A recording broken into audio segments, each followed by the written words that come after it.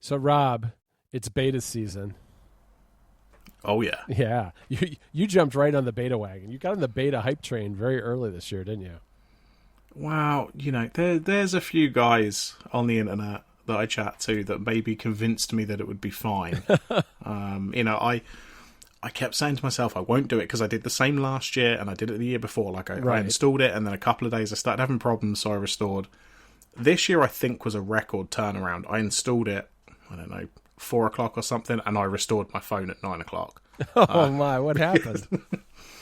Well, like it had all been fine, and I kind of, I played around with the widgets and had a little look around at all the new stuff, and then my bank wouldn't open, Oh, and then one password wouldn't open, and I don't think it was specific to the apps. I think there was some problem with like literally just opening apps. But when my bank's not working and it's a mobile only bank, I was like, okay, I really need to restore now.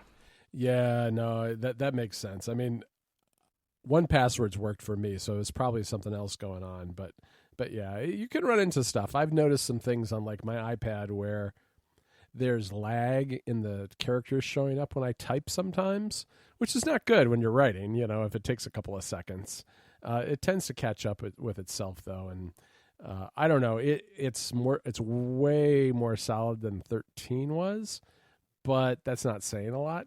And of course, there are problems. I have a very hard time judging when people ask me should I install it or not because I'm more used to living the beta lifestyle now than I am regular. Just because with the way Apple's been doing it, I mean, they had they're still got betas of 13 going on right now post WWDC, and I've spent more of the year on a beta of one sort or another than I have on the release version. So it's just something that I kind of live with. But I love the widgets. I don't know. Did you play with them enough to really get a sense for them? Yeah, I mean, I had a little play around, and one of the thoughts I had, and this happened, I think, when they did the original widgets in whichever version that was.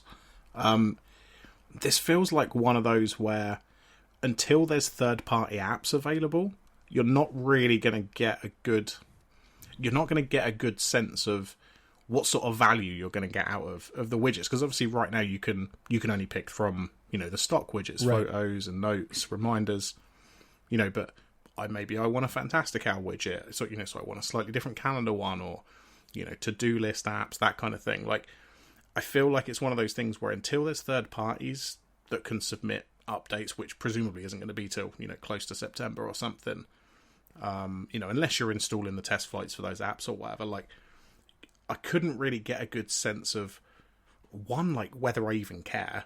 I'm kind of excited that the home screen has changed, but without seeing the third-party apps that I kind of want to use, it's hard for me to make a judgment as to whether this is something I'm going to get too excited about. Yeah, I get that. I mean, I've kind of gone all in on them, and I've got two on my main home screen on my phone. I've got a medium-sized one and a small one, and that takes up the equivalent of 12, basically half the app, not including the dock, half of the app icons on my home screen. So I've gotten rid of 12 apps in order to have these. But I've got 13 widgets that I can swipe through in these smart stacks. And you know what? I kind of love it. I have ones that go straight to like a scratch pad note that I can get to really quickly. I have like my activity rings, which I guess are now the fitness rings because that name of the app has changed. And music, shortcuts, photos, all that stuff. Then on the second page, I have a map, a medium-sized map, as well as just app icons, and everything else is in the app library. So I'm down to just 2 pages of apps. Yeah, I mean, and that's the app library, and I'm sure, this is something since you remember when I tried Android? Oh my God. Right, I remember that. That was a walk on the dark side there for a while. Yeah, but like, one of the things that I did like, and I've been banging on about this for years, like since I tried it, was the app library, like having, okay, here's the things I actually want on my home screen, put all this other crap, just put it in an alphabetical list. It's not quite the implementation I would like. I think I would just prefer an alphabetical list regardless. Like, I'm not necessarily sure I want the recommendation, where it categorizes them, but this is way closer to what I'm after in terms of I just want a few apps on my home screen and everything else can just be hidden away because I very rarely need anything that's on my second screen. All right. Well, I'm going to save you from the barrage of follow-up, Rob, because, and I'm not sure if this is a beta 2 thing, but if you're in the app library, which, as you said, has kind of the categories of different app icons, if you pull down like you're pulling to refresh, it transforms into an alphabetical list with an index along the side that you can... Yes, I did see this. So I was aware that there was the list there. Okay. I think from my point, I guess because I used it on Android, which is the alphabetical list is basically how Android does it, although they do it in an alphabetical grid. Oh, okay. And I think, like, for me, I don't really like sort of looking for app icons. I'd much prefer to go, oh, I need... Sure. Uber's a good example. It's the kind of thing, I'm not using that every day. I use it once, in the before times, I'd use it maybe once a month or something. So the way I think I generally would just be, okay, I just want to go to you so I can grab Uber. But, this is way better. You don't, especially for somebody like you who's got 54,000 apps on their phone or something. Right. You've got 300 home screens. Or, you don't need all of that on the home screen. Presumably, search and recommendations, that kind of thing is just going to be way better. Right. No, it is nice, and I don't know. It's I like some of these categories. First of all, I guess I have for a long time now, I have been just searching for apps using the the pull down and type of search. So I'm not using the app library a lot, but there are a couple of nice categories in here. The recently added is a nice category. I also like the fact that things go in there automatically once you've set it up. That way you don't get, like it used to be when I would set up folders and things, eventually there would be app creep because I'd download new things and new pages would magically, create themselves. And that was a big problem. Now I don't have that because they all go in the library automatically. There's even a test flight category now, which I kind of like because I can see all my apps that I'm testing in one place. So, that is actually really nice because for the most part, the only test flights I have is stuff for work. Right. So I have this work folder, but it just has a bunch of test flights in it. Right. So actually, yeah, I can. You're already selling me on it. Now I'm a bit more excited. I'm not installing the beta, but I'm a bit more excited about it now. Well, the test flight one is nice because eventually, test flights expire, and I run into it too often where if you search for an app, you can't tell if it's a beta or not. It just shows the icon. So you'll tap on something, and if it's an expired beta, it just won't do anything. And this way I can at least see which ones are the beta apps on my phone, and I can kind of go through and test them and delete the ones that are old and stuff like that. As you can tell, I don't do much in the way of managing my phone. I just leave things on her perpetually until they expire after 90 days. But I get that a few times. I normally get it with Overcast because I'm on the beta for that. Yeah. But for some reason, I don't always get test flight notifications. So even though it's a thing I use every day, it takes like 3 months. And then I go, hang on a minute, why is this broken? And I check, and there's been 3 releases since then in test flight. Yeah, different developers handle that stuff differently. The ones that drive me crazy, there are some who just at the end, once a major release comes out, they kick everybody off the beta. And I think that's because there are people, well, first of all, there are people who sell access to betas, supposedly, I've heard. 2, there is it's just some people live the beta lifestyle and use that as a way to avoid pain. So I totally get why developers kick people off. All these apps I've got from the store too. I just assume people keep me on the beta because what I don't like is when I fall off a beta and then they forget to re-add me, and it's like, oh, I've got a new release out. It's like, well, why didn't you tell me about it? Oh, we thought you were on the beta. There's that whole thing that goes on because there's, dealing with the reviewers is a different thing altogether than beta testers, I suppose. But yeah, I guess I can see it though as well, especially if you've got you have public test flight links now. I can see a scenario where a popular app is going to end up with a whole bunch of people that, assuming it's a paid app, they just get that app free for 90 days, basically, which, that is what the testing period's for, but, potentially, you're losing out on a lot of sales and stuff like that. As you say, maybe people just hop between test flight releases until they never have to pay for an app ever. Yeah, I mean, you can do that with some apps. I mean, there are some apps that are perpetually in beta of one degree or another and almost never expire.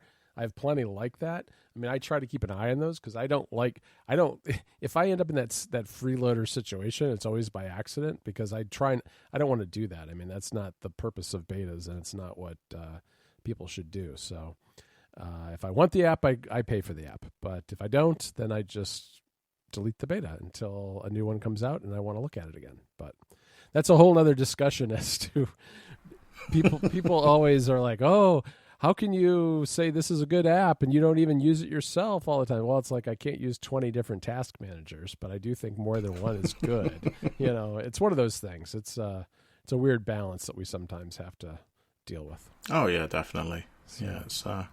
Well, I say in between, we haven't recorded for like 4 weeks. Oh, but I know. I know, I feel like I'm a bit more excited than you are, but we finally got the PS5 event. Yeah, that was, I was very excited about it. Yeah, I mean, we saw some games, they showed us the console, they haven't given me a price yet. Once they announce the price, I can pre-order it. But yeah, no, I know, but I don't know. The rumors have not been particularly good. I mean, in the sense that it looks like it might cost like $800, and that games might be moving up to $70 each, and roughly the same in pounds, I assume.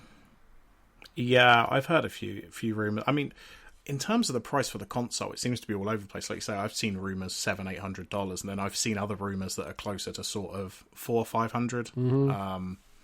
I mean, I think we're not going to know until they announce it. Yeah, that's true. If it's 800, I might have to have another think about it. Yeah, it's a lot. So yeah, we got a whole bunch of games. Did you watch the event? I did. That's all. Yeah, I did. I think it looks fantastic. I mean, I actually kind of like the design. I like the all digital design. I don't like the little disc slot hump on the other one that much. And we've had a debate in my household about which one we should get if we get one. And I'm all in on the all digital. My son's kind of more interested in doing the discs just because you can get the discs cheaper a lot of times. Yeah. Which, you kind of give that up with the all digital, but I don't know. I just prefer to download my games these days, even if they cost more. Yeah, I mean, I think like aside from the obvious, like you say, disc games tend to be cheaper, but that's sort of that is whatever it is. Like that's kind of the same now. It's true, but I guess with the PS5, there's nothing worse than a year-old game that still costs $60 when you can get it, at Target for $30. Half the price. Oh yeah, for sure. I mean, I think one of the things that they haven't really said. They've said enough about it, but obviously the PS5 is backwards compatible with the PS4. Right. So we're also in a position where there's like. There's games that are like 7 years old that cost, $3 or $4 or something. If you get them like secondhand from somewhere like a GameStop or whatever, right?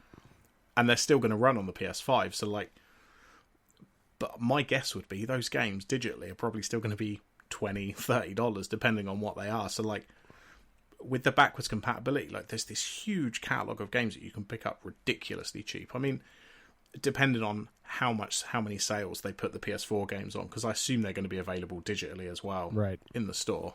I mean, I'm going to go for the disc because I always buy physical because I don't buy enough games to really care. Mm-hmm. But I could I totally get why people do digital, especially if you're buying, even like one game a month. It's probably a bit more of a hassle to, keep switching between them and stuff like that. Yeah, that makes sense. That makes a lot of sense. It's gosh, that announcement feels like it was literally forever ago. What was it like on the 18th? It was like the week before WWDC, which I don't even remember anymore.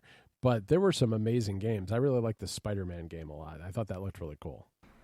Oh yeah, I loved the PS4 Spider-Man. And I guess they haven't really said specifically what is launch titles, but my guess is that Spider-Man is right.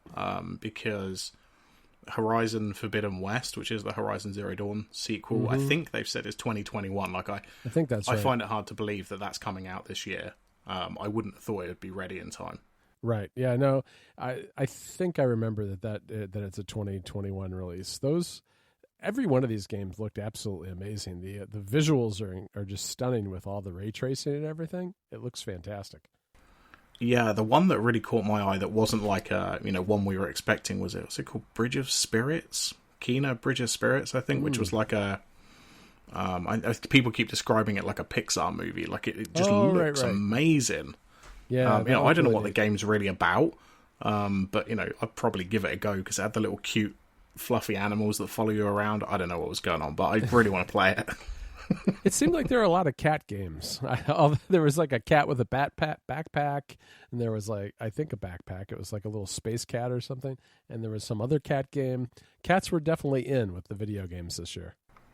Oh yeah, I'm definitely playing the cat backpack game, whatever that was. Was it called like Stray or something? I think that's called. what it was. Yeah, I don't think that. Yeah, looking at this, it looks like that one's next year. So, but there's rumors that in a week's time, that's when they're going to be announcing the price and the release date. Oh, interesting. My guess would be they're going to have to announce at least one or two games to say these are the launch titles, right? Because I'm going to pre-order, assuming it's within my budget, which I'm hoping it is. Yep. But I'm going to need a game for it. So, I suppose I could just play my PS4 games. If it's backwards compatible, I'll just carry on playing those ones. Yeah, that's true. And then eventually get some other games. I'm interested. I wonder if Sony is waiting to see what Xbox does because they have an event coming up next week, right? I thought it was later in the month, but you could be right. I think it's very soon. I mean, this is one of those things that flies by my radar, and I kind of pay attention, but I don't really pay attention because I assume it'll show up again right before the event happens, and then I'll watch it. But yeah, so I've just looked it up. It's July 23rd for the Xbox event. Oh, I see. So a couple weeks yet. Okay, I see. All right. Well, I was wondering if Sony was going to wait and see, but maybe they'll get out in front. Yeah, I mean, there's also been some rumours that maybe like stock's going to be a bit limited. So maybe they want to sort of get pre-orders in early so that they know, maybe they can distribute stock better or something like that. Yeah, that makes sense. I mean, I hope that I can get a launch one because I'm selling my PS4 now, so I'm not going to have a console to play for a while. Wow. Are you selling it yourself, or are you going to do like trade it in somewhere, or what? No, I'm going to sell it now before the prices go down. Okay. So I finished The Last of Us 2, and that's like the last big game I wanted to play. Right. Before the PS5, so I finished that, and now I've wiped it, and I'm just waiting for somebody to buy it. All right, yeah. I've just been playing the Switch lately. I've been playing a lot of Pokemon Sword and Shield again, so kind of gotten back. Once WWC was over, I decided to just kind of kick back a little bit and relax and play some more Pokemon. Yeah. Well, talking of the Switch and Pokemon, and I'm hoping you did this on purpose, but I don't know if you did. Let's pretend you did. Yes. There's, I don't know if you saw this, but they announced a new Pokemon Snap game for the Switch. Yes, I watched that direct. It was kind of, I guess it was a real big surprise. People have been asking for this for a long time, because that was, a Nintendo 64 title? Yeah, I'm looking at my copy now that's literally in my N64. Wow. But yeah, so it was like, I don't know what it must have been, 99, 2000, something like that. And people have been screaming for this when the Wii U came out because it had the the screen on the on the kind of perfect the pad thing, whatever the hell you call it. Right. And it seemed like it was perfect for that, but I guess it wasn't. For whatever reason, they didn't feel like it was the time, and now they're actually doing it. Yeah, it looks amazing. That's one of those games that came during a period when I was not gaming at all, and so I have never played it and never had a familiarity with it, but I am planning to try this one out. Yeah, it's one of those games, like, I mean, the reason it's plugged into my N64 was because when I was setting up this TV and stuff, this was probably about a year or so ago, I found Pokemon Switch, and I thought, let me put it in, just for fun. I ended up playing it for like 2 hours, because it's one of these games where it's not, you're not really sort of rushing. It's like, it's an on-rails shooter, essentially, except you take photos instead of shooting things. But then you can unlock certain things. You can make Pokemon evolve when you're going around. And, like, there's way more to it than, if you just looked at this game, you'd be like, well, you take pictures of Pokemon. Who wants to do that? Like, So I'm hoping that this is really good. I'm not sure when they said it was coming out. I guess maybe next year sometime. Yeah, I'm looking forward to it too. I mean, that's one of the things I like about the Pokemon games is just that, I mean, you can be very competitive in Sword and Shield, but you don't have to. You can just kind of wander around and do stuff, which is kind of how I play Breath of the Wild too. I just kind of like those games where I can dip in, play for an hour or two, and then pick it up again later. Yeah, definitely. I think I think it's going to be a good sort of next couple of years. With Xbox, whatever they're going to be releasing, and all the PS5 games that they've got. The Switch is probably going to have a bunch more stuff. Like those rumors are still swirling about some more Mario stuff. Yeah. Yeah, no, I mean the remastered Mario games is what I'm really looking forward to.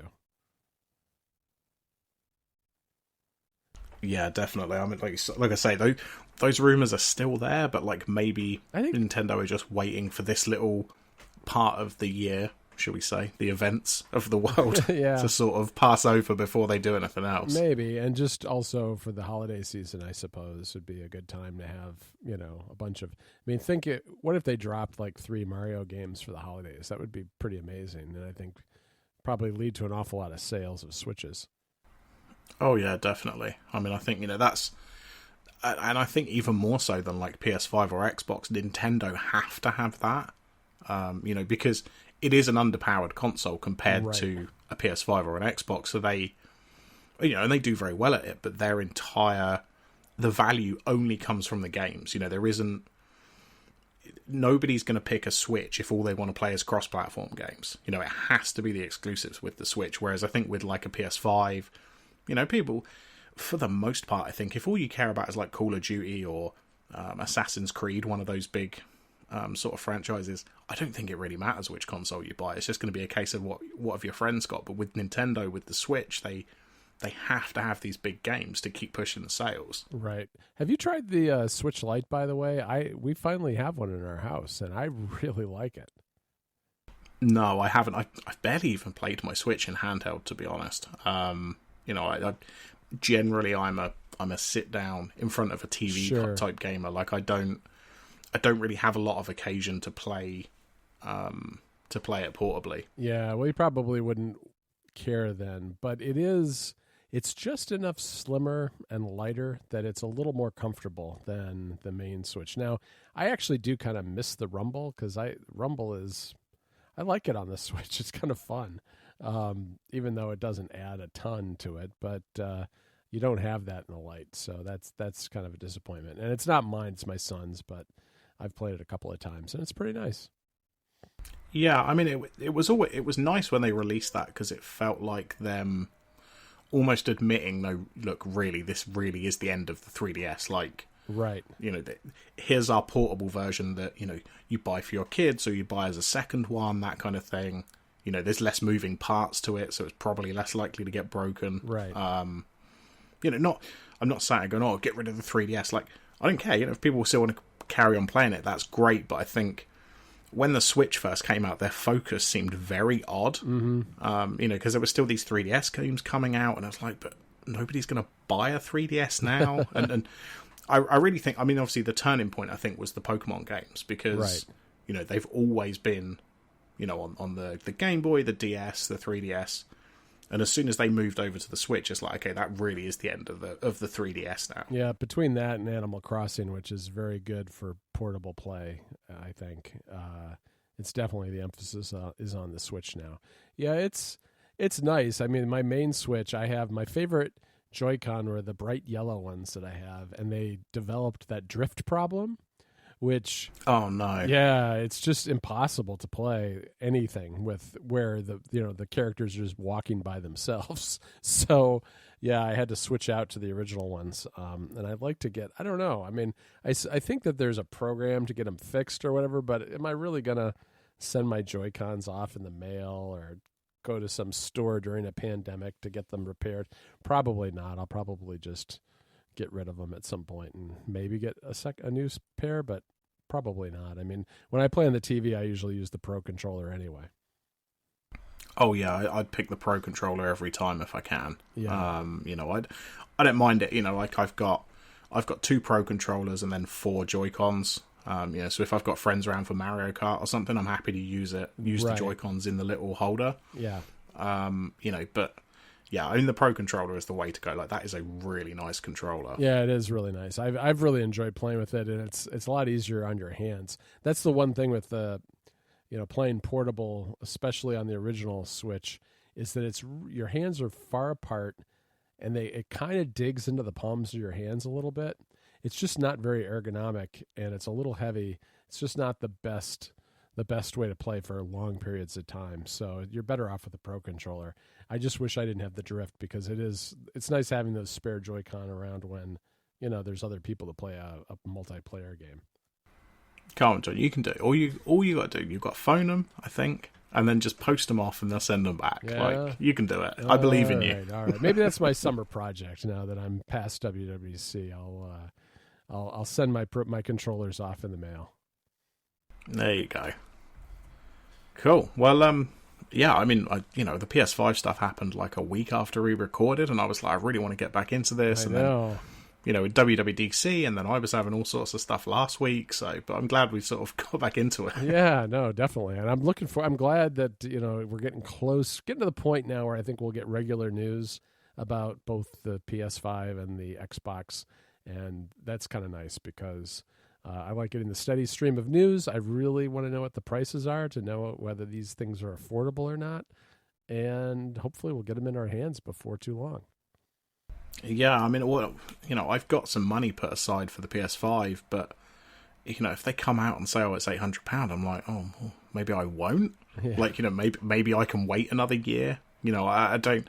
Not that I want to miss out on Spider-Man, but if they come out with some really huge price, like, I'm not even convinced I would go for it. Like, I think I would just, keep my PS4 and carry on playing the games I've got and pick up a few others. Yeah, you just kind of got to know too. It's like, well, what really do you get for that price? Do you get like one, do you just get the console and one controller? What do you need? Are there any accessories that you feel like you're going to need to kind of really have the true base system? And what's the price of that, not just what the price of the console is by itself?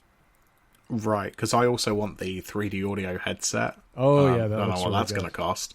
Yeah. That's going to be another £120 probably on top of the price. So, yep, indeed. So I guess we'll, I don't know, get ready. Save your pennies. Oh, absolutely. Cool. Well, yeah. Well, we'll try and record again in a couple of weeks, hopefully. Yeah, definitely. But we'll do it when we have the time and things work out. So, hopefully we'll be back in like 2 weeks. Sounds good. Talk to you then, Rob.